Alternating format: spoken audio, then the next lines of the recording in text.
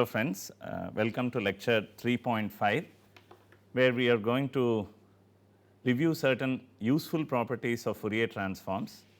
Now in this I do not mention discrete time or continuous time because the properties that we are going to discuss are equally applicable to both domains. But since I use the term Fourier transform, obviously we are referring to the class of aperiodic signals. There exist similar properties for the Fourier series case, but we are not so particularly interested in them right now. So, the objectives of this module is are to discuss the properties of the discrete time and continuous time Fourier transforms, and in particular those that are relevant to time frequency analysis. I only highlight the utility of these properties. We will actually apply them when we study the particular tools such as short time Fourier transforms, wavelet transforms and Wigner-Willi distributions. Now just to recap, we have in the last 4 modules studied the 4 different types of theoretical transforms, the continuous time, periodic and aperiodic, and the discrete time periodic and aperiodic signals cases, where we have the Fourier series and Fourier transform cases. In all this we have really avoided the derivations and rather stated the results. Occasionally we have shown the derivation of some results, but by and large we have kept away the derivations, primarily because this is a unit where we are reviewing the concepts rather than learning them fresh. In fact, these are, as I have said earlier, also prerequisites, but we are just revisiting them in the context of time frequency analysis. We will adopt a similar approach here as well. We will learn the properties rather than trying to derive them, but a lot of these properties can be actually derived by hand without referring to any text, and in fact that would be a good exercise for you to go through. So just a few opening remarks as usual. To recall, one of the prime purposes of working with transforms is that they provide ease of analysis. So for example, if you take Fourier transforms, they are very useful in the analysis of linear time invariant systems and signals emerging from these systems in a number of different ways. Of course, we are not going to really study all the useful applications of these properties, but we will restrict ourselves to time frequency analysis, and in particular among the many properties we will focus on the time shift, time reversal, scaling, convolution, and as a consequence correlation properties of the Fourier transforms. We will also study the dual properties. I mentioned this earlier, we have seen this in duration and bandwidth as well. The time and Fourier frequency domains have a very nice duality, and so do these properties as well, as we will shortly go through. The main point that I would like to keep you in mind is these transforms are being reviewed with the purpose of analyzing and computing the other transforms that we are going to study in this course, including the Wigner-Willi distribution. Wigner-Willi distribution is not ideally a transform, but it can be viewed as a transform with an adaptive basis. So let us start looking at the linearity property, which is a fairly obvious result to derive.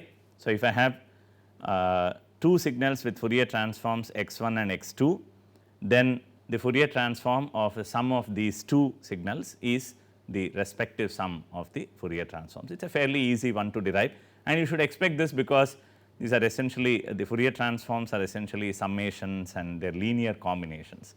So this property should not be surprising. Of course, this is this works behind the scenes in all the Fourier analysis and even the analysis of other transforms and so on.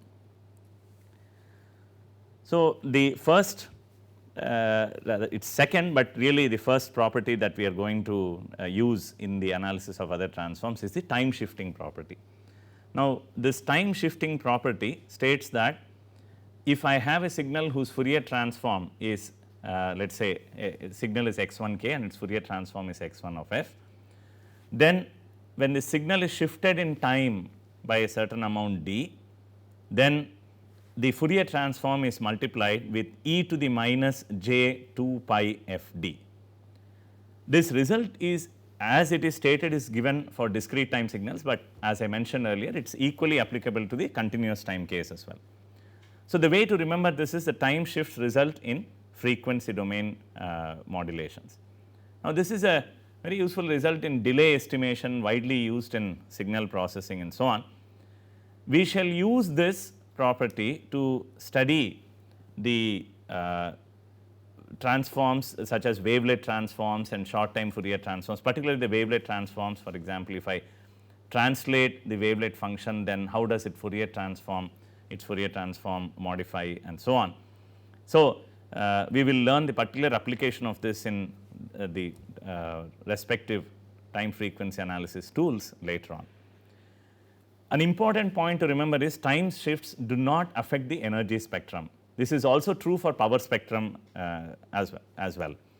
So, the energy spectrum of the shifted signal remains unchanged, obviously, because if you look at the Fourier transform of the shifted signal, the magnitude of the Fourier transform of the shifted signal and the original signal are the same, because the magnitude of e to the minus j 2 pi f d is unity regardless of the value of d. Therefore, the energy spectrum will remain the same, however, the phase is affected by this delay, and it is this property that is used in delay estimation. There are a number of classical delay estimation methods formulated in the frequency domain based on this property. So, you exploit the phase to estimate the delay. In fact, the spectrum shifts by minus omega d at each frequency, or you can say minus 2 pi f d. The phase shifts by minus omega d or minus 2 pi f d at each frequency. Now, the duality of this result is that a shift in frequency. So, this is just a reverse case. Now, shift in frequency corresponds to a modulation in time. That is the nice duality that these properties share. Now, once again I leave this to you to prove these relations. It is fairly straightforward. So, you start with the definition of Fourier transform and then evaluate the Fourier transform of the shifted signal and make some necessary adjustments. In about 1 or 2 steps you should be able to derive the final result. This is so both these properties are going to be useful to us later on. The next property of interest is the time reversal. By time reversal we mean reflection in time. So, if I have a signal whose Fourier transform is x of f, then the Fourier transform of the reflected one is the complex conjugate of the Fourier transform of the original signal. So, reflection results in a complex conjugate behavior. Remember, complex conjugate is obtained by replacing j, the imaginary part of the number, with its negative value. So, you are really transferring the negative sign in time to the imaginary portion. And the duality also, so if is also contained in the statement. So, if I am asking, if I reflect in frequency, what is the consequence in time? The consequence in time is that I am reflecting in time, right. So, that is because if I reflect the frequency, it is equal to taking the complex conjugate. So, the dual is contained in this statement. This is useful later on in writing an expression for the computation of wavelet transform. In fact, all wavelet transforms are actually rewritten in frequency domain using this property, but and another property as well. Okay. Now, coming to one of the most interesting properties to us, particularly in the context of wavelet transforms, is the scaling property. This is a property that needs to be understood well. So, we shall spend a few more minutes than we spent on the other couple of properties. So, what this result says is, if I have a signal whose Fourier transform is x of f, then the Fourier transform of the scaled signal, what we mean by scaling is, if I have x of k, then the scaled version is x of k by s, as you can see here. Then the Fourier transform of this scaled signal is x of sf. It is a fairly easy result to prove. Again, I am avoiding the derivation here, but the simple the starting point is the expression for the Fourier transform. So, what you want to do is, you want to evaluate the Fourier transform of the scaled signal, write the expression for the scaled signal, and then you should be able to make a change of variable just one change of variable will get you this result. So, it is a fairly straightforward result to prove. Rather than worrying ourselves about the proof at this moment, we shall ask what is the consequence of this property in time frequency analysis and in filtering and so on. So, if x of capital F, so now I am referring to a continuous time signal here, if the Fourier transform of a continuous time signal has a center frequency Fc, then scaling the signal, that is a continuous time signal, by a factor 1 over s results in shifting the center frequency to Fc over s. So, let me explain this to you briefly on the board, and there is also an illustration of this point in the next slide.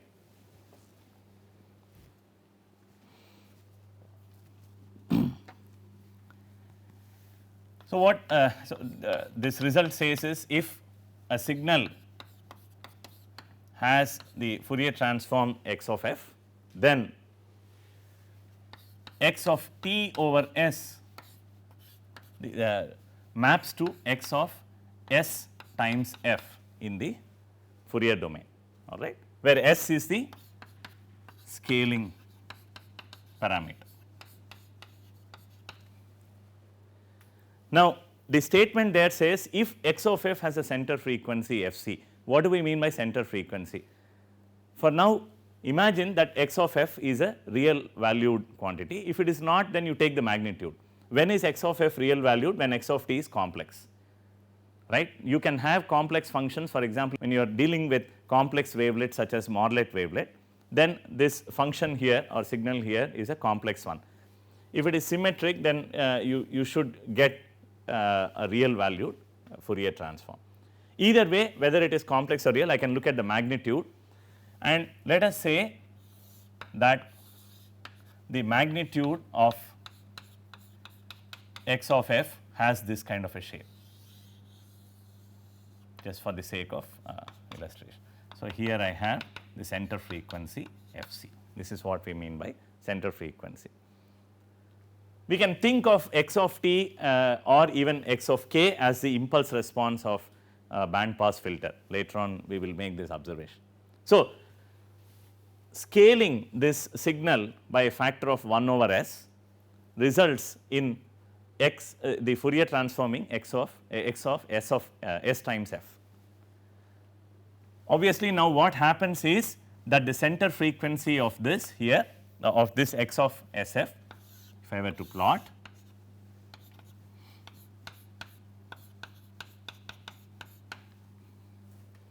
then now this what I would see is a scaling of the shift of the center frequency by a factor of 1 over s. Okay. Now, to understand this, I have the illustration later on. Whether it shifts to the right or to the left depends on the value of s. If s is greater than 1, then the center frequency shifts to the left, right, because Fc over s is going to be less than Fc.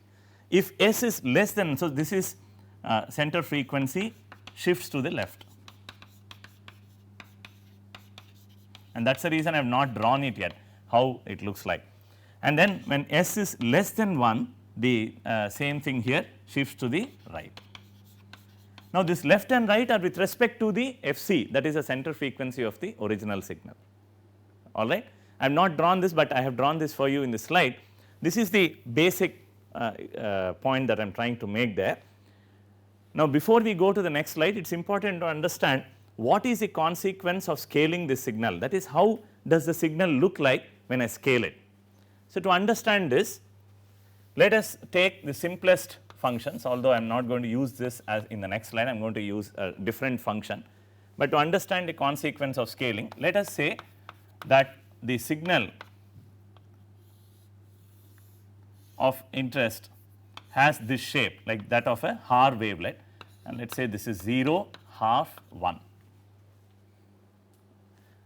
We are not particularly worried about the magnitude, but we can say here this is 1 and minus 1, just for the purpose of discussion, that is really irrelevant. Now, when I look at x of t over s, suppose s is 2, all right. Suppose S is 2, then what happens is I have a dilated signal, which means I am really taking the signal and stretching it like I stretch an elastic band.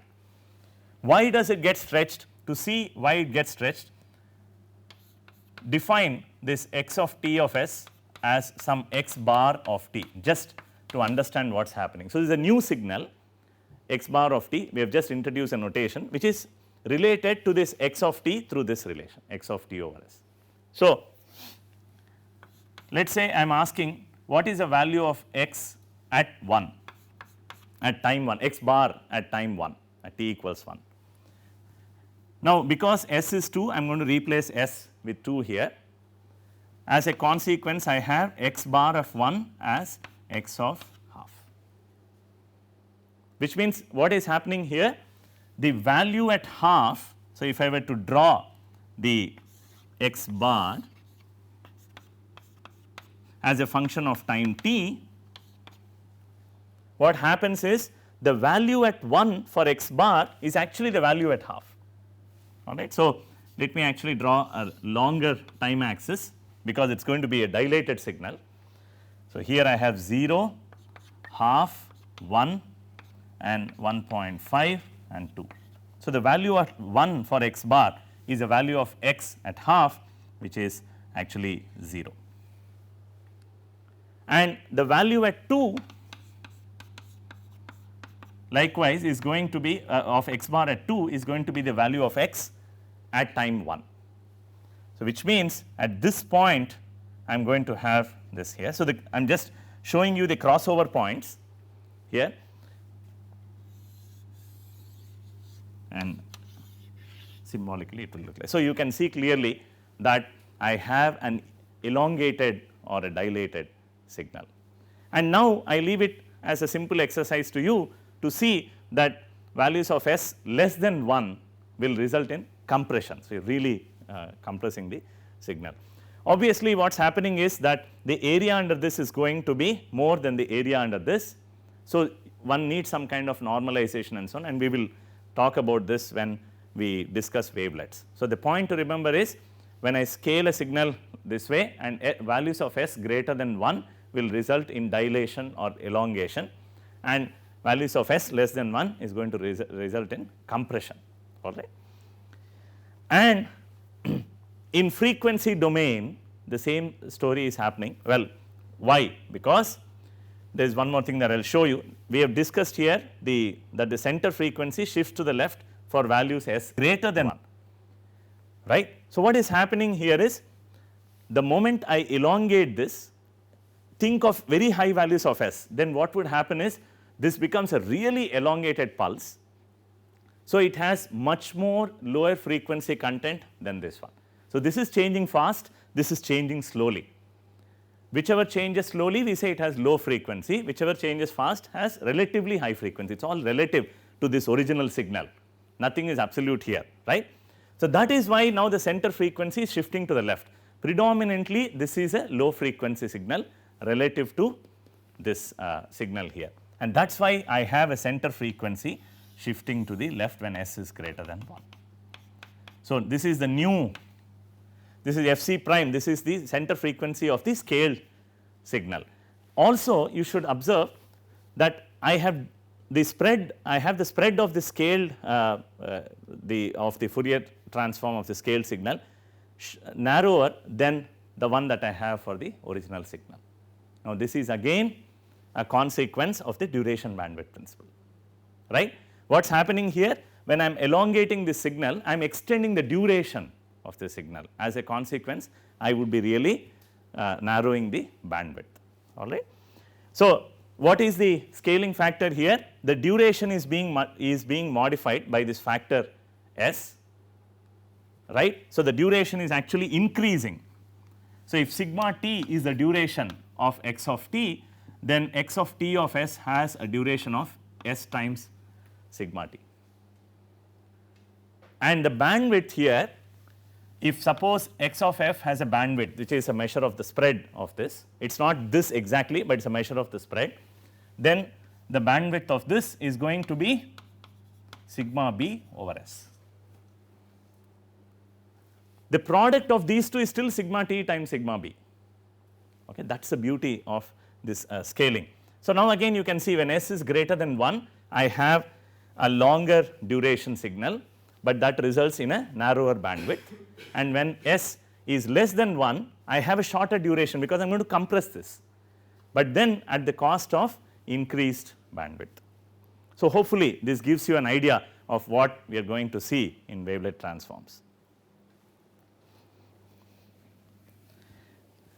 So, let us see this with an illustration on the Morlet wave. I had shown you the slide in lecture 1.2 when we were giving we are going through an overview of wavelets. So, what I have on the top is the real portion of the complex Morlet wave. I could plot the imaginary one as well, and what I have on the right is mod x of f square. It reads power. So, it still curvature of this is the same as modulus of x of f. So, this is now the situation that I have for x of t. This is x of t, this is real part of x of t, and I have here mod x of f. When I scale it by a factor of 0.5, as I mentioned earlier, I have compression here, right. But then what do I have? I have the center frequency shifting to the right. So, what is happening here? Relative to the original filter or the original energy spectral density that I have, this now has the filtering characteristics in the higher frequency regime, because the center frequency has shifted to the right, but the spread has increased.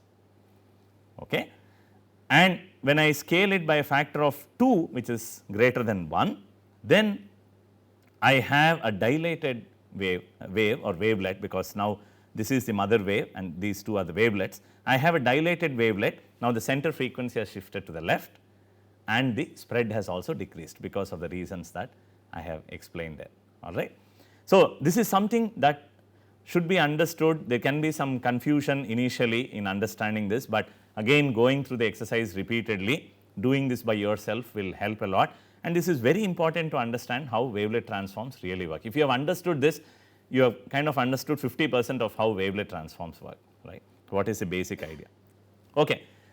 So, one of the penultimate properties that we are interested in is a convolution theorem, which is a very, very famous and celebrated result in linear systems analysis. Convolution in time domain transforms into a product in the frequency domain. So, if I have two signals and I am looking at a third signal which is a convolution of these two signals, then the Fourier transform of the convolution of this is the product of the Fourier respective Fourier transforms. It is a beautiful result because it paves way for a number of things, for a frequency domain analysis of linear time invariant systems, for computation of convolution itself, because there exist efficient algorithms for computation of Fourier transforms by way of FFTs, fast Fourier transforms. I can first compute the in order to compute the convolution, this convolution here, I can first compute the respective Fourier transforms, multiply them and then take the inverse Fourier transform, I will recover the product. So, that is the beauty of this result, but that is in the computational side. In the theoretical side, this leads to the analysis of linear time invariant systems in frequency domain. We have what are known as frequency response functions and so on. We had a preliminary discussion of this in the when we were discussing the discrete time Fourier transforms and so on. As far as time frequency analysis is concerned, this is very useful in the computation of continuous wavelet transform. We can write the continuous wavelet transform as a convolution and then evaluate the continuous wavelet transform in the frequency domain. At this moment it may sound strange because wavelet transforms help you do a time frequency analysis, but then we are saying we shift to the Fourier domain and come back, but they are all interrelated, all right. So, we will see later on how this is used in the computation of CWT, the details of them. Now, the duality of this convolution result is a product. When I have a product of signals and I am looking at the Fourier transform of that signal, then the in the frequency domain I have the convolution of the respective signals, right. Now, how is this useful? Well, product is a relatively easy thing to evaluate, so we are not really going to use in computation, but we are going to use this result in studying Fourier transforms of windowed signals. What we mean by windowed is segmenting, as we do in short time Fourier transforms and so on. windowing not only occurs in short time Fourier transform, but also in the regular Fourier transforms of finite length signals. All the Fourier transforms that we apply in practice are for finite to finite length signals, and you can always view the finite length signal as a segmented version of the infinitely long signal that we are unable to observe. Therefore, this result is useful in asking what happens to the true Fourier transform, that is that of the infinitely long signal, when I take only a part of it, which is what I can do in practice, and evaluate the Fourier transform. So, how does the Fourier transform of the observed signal or the observed series relate to the Fourier transform of the theoretical one is the question, and that is nicely answered by this, and this is called windowing, and we can show this results in spectral leakage and so on. We shall talk about this when in the next module when we talk of discrete Fourier transform. It is also useful therefore in understanding how short time Fourier transform works. So, finally, we have the correlation theorem, which is also the Wiener-Khinchin theorem version for deterministic signals. Although Wiener and Khinchin gave the result for the stochastic signals, it is just a slight adaptation of those terminology here. So, the Fourier transform of the cross covariance function is the cross energy spectral density. We have seen this in the context of discrete time Fourier transform earlier, and also in the case of discrete time Fourier series. So, the expression here says that the Fourier transform, discrete time Fourier transform of the cross covariance function gives me the energy spectral density. Again, I have given you relations both in terms of cyclic and angular frequency. The figure on the right essentially tells you now 3 different ways of computing the energy spectral density. We have discussed this earlier as well, how this theorem or this result gives me a way of computing the energy spectral density. So, one way is the classic way, I take the Fourier transform, take the magnitude square. The other way is through the Wiener-Khinchin theorem.